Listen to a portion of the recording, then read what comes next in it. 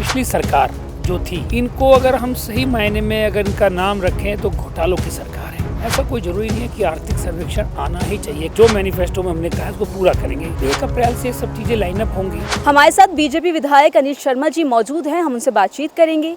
Sir, विधानसभा में क्या कुछ रहा? जैसे कि सीएजी रिपोर्ट पे बातचीत करते हैं लेकिन विपक्ष हमेशा हंगामा कर देता है, तो इसका निष्कर्ष कैसे निकलेगा? इसका निष्कर्ष सीधा है कि वो जानबूझ के हंगामा करता है। वो अपने जो उनके कारनामे खुल रहे हैं, जो उन्होंने चोरी बजारी करी है, जो घोटाले करे हैं, डीटीसी में हो चाहे हर चीज़ में हो, आजकल वो डीटीसी चल रहा है, डीटीसी की बात कर रहे हैं हम, उन्होंने हर चीज़ में घोटाला किया। अभी माननीय हमारे सीएम महोदया भी उसमें बोलने वाली हैं, हमारे सभी साथीगण बोल रहे हैं। मुझे लगता है कि ये पिछली सरकार जो थी, इनको अगर हम सही मायने में अगर इनका नाम रखें तो घोटालों की सरकार है।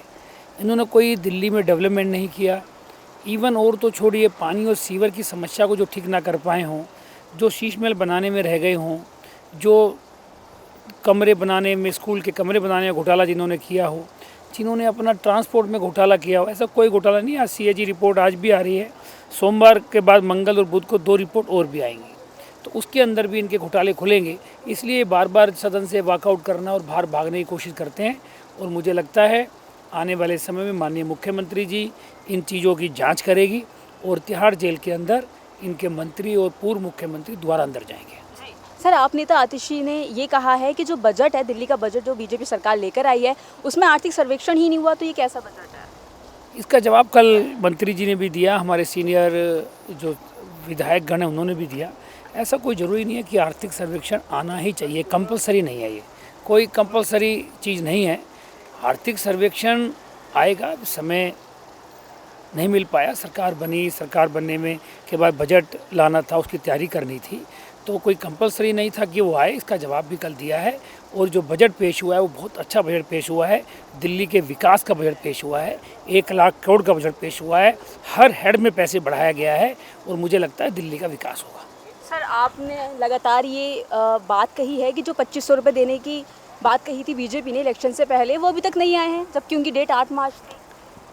ऐसा कोई डेट की बात नहीं थी, मुझे लगता है सिर्फ ये जरूर बात थी कि दिया जाएगा। माननीय मोदी जी ने कहा है, माननीय नड्डा जी ने हमारा संकल्प पत्र जारी किया था और माननीय मुख्यमंत्री इस बात को मानती भी हैं और पूरा सदन मानता है कि जो मैनिफेस्टो में हमने कहा है उसको पूरा करेंगे। 5100 करोड़ रुपये हमने रख दिए हैं। हमारी गर्भवती बहनों महिलाओं के लिए 210 करोड़ रुपये रख दिया है। ये सब चीज़ें हमने बजट में प्रोविज़न कर दिया है। अब बजट आ गया है, बजट पेश हो गया है, बजट कल पास भी हो गया है। अब 1 अप्रैल से सब चीज़ें लाइन अप होंगी, सारी चीज़ें पूरी होंगी। जैसा नहीं है, इन्होंने पंजाब के बहनों को वादा किया, 3 साल हो गए, एक बहन को नहीं मिल रहा। ऐसे ही इन्होंने लोकसभा चुनाव से के टाइम में 1000 रुपये देने का वादा किया था। लोकसभा चुनाव को विधानसभा में 10 महीने के बीच का गैप था, 10 महीने में एक भी बहन को 1000 रुपये नहीं दिए। उन जैसा झूठा वादा नहीं है, हमारा सच्चा वादा है। जो मैनिफेस्टो में कहा है वो सब होगा। बहुत बहुत शुक्रिया। आपने सुना बीजेपी के विधायक अनिल शर्मा जी को, जिन्होंने कहा है कि जो भी वादे किए गए हैं बीजेपी की तरफ से वो पूरे किए जाएंगे। बजट भी बन गया है, उसमें ये सब चीज़ें ऐड ऑन की गई हैं। मेरे सहयोगी कैमरामैन विनोद चौधरी के साथ मैं मरियम अली, नवोदय टाइम्स, पंजाब केसरी, दिल्ली।